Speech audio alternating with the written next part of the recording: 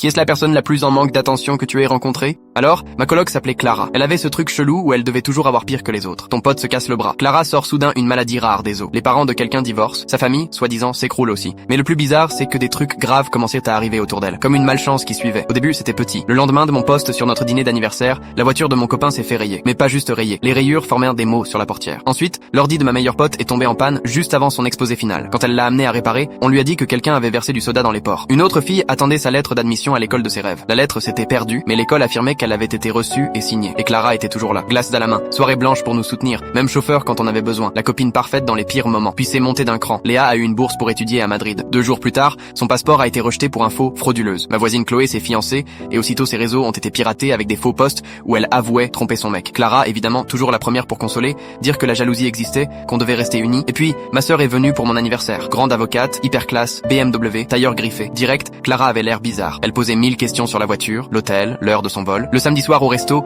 ma sœur racontait ses affaires, captivait la table. Clara essayait d'interrompre, mais personne n'écoutait. Je voyais son agacement grimper. Dimanche matin, ma sœur m'appelle en larmes. Sa chambre d'hôtel avait été forcée. Tous ses dossiers détruits. Ordi explosé, papier déchiré, café renversé partout. Des mois de boulot pour un procès qui commençait le lendemain. Fini. Et devine qui avait proposé de l'emmener à l'aéroport ce matin-là? Clara. Elle savait même exactement quel hôtel c'était, car elle l'avait recherché en détail. Et là, j'ai fait le lien. Chaque malheur arrivait aux gens que Clara câlinait le plus. Ceux qui brillaient un peu trop. Succès, attention, accomplissement. Toujours elle derrière, l'amie parfaite. Le timing était trop net. Les dégâts toujours pile assez graves pour briser un moment. Jamais au point d'impliquer la police. Et Clara savait toujours les infos cruciales. Alors j'ai testé. J'ai installé une caméra planquée dans notre chambre. Je lui ai annoncé que j'avais été accepté pour un programme à Paris. J'ai posté partout. Fait genre que c'était mon rêve. Je lui ai même montré le mail et mon billet. Elle m'a couverte de félicitations. Hyper aidante. Elle voulait savoir où je gardais mon passeport, quand je partais, tout. Cette nuit-là, j'ai fait semblant de dormir. Mais je regardais le live depuis la salle de bain. Vers minuit, Clara s'est levée, a fouillé mes tiroirs, a trouvé mon passeport. Elle l'a soulevé face caméra, puis l'a glissé dans sa veste et est sortie. Je l'ai suivie sur l'écran. Elle est allée direct derrière l'immeuble, a regardé autour et a jeté mon passeport à la poubelle. Le matin, elle était la plus inquiète. On va le retrouver, t'inquiète pas.